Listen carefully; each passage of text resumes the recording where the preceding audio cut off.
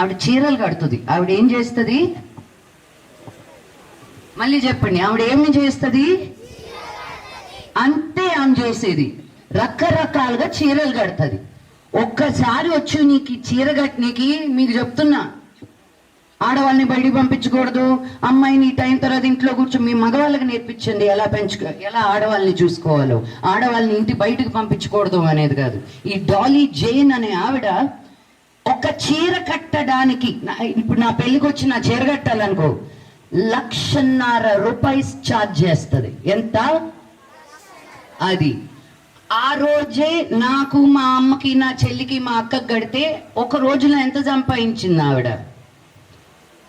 మనకున్న ప్రతి టాలెంట్కి అక్కడ మనకి పని ఉంది. కానీ ఆ టాలెంట్ని మనం చేసుకోవాలి. అందరూ మొద్దు సుద్దల్లాగా అలాగే ఉంటాము, మేము ఆ రాయిలాగే మిగిలిపోతాము, ఆ మట్టి ముద్దలాగానే మిగిలిపోతామంటే అక్కడే ఉంటారు.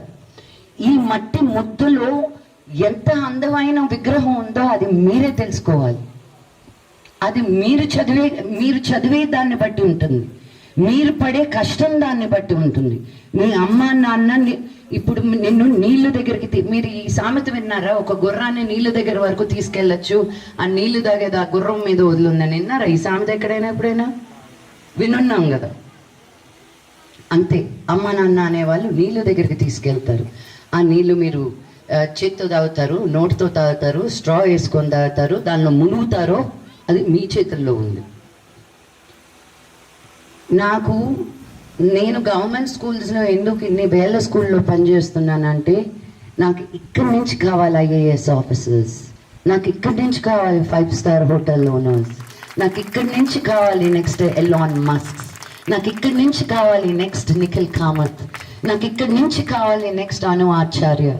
వీళ్ళందరూ మన దేశాన్ని అభివృద్ధి చెంది ముందుకు తీసుకెళ్తున్న వాళ్ళు. వీళ్ళలో ఎవరిలోనూ వాళ్ళకంటే ఎక్కువ లేదు, మీలో తక్కువ లేదు. అది మీరు గుర్తించాలి పిల్లలు. ఇంకొక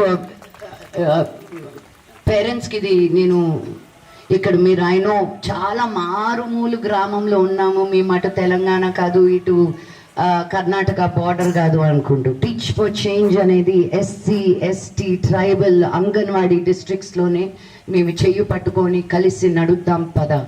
ఇది నిజమైన ఇండియా నన్ను అడిగితే, రూరల్ ఇండియా.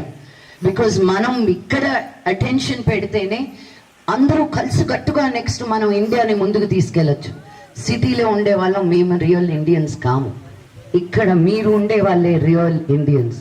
ఇక్కడ ఉండే వాతావరణం, ఇక్కడ ఉండే చెట్టు పుట్ట, మీరు తినే తిండి అన్నీ ఈ ప్రాంతంది. మిమ్మల్ని చూసుకుంటేనే దేశం బాగుపడుతుంది. Equal education for men and women.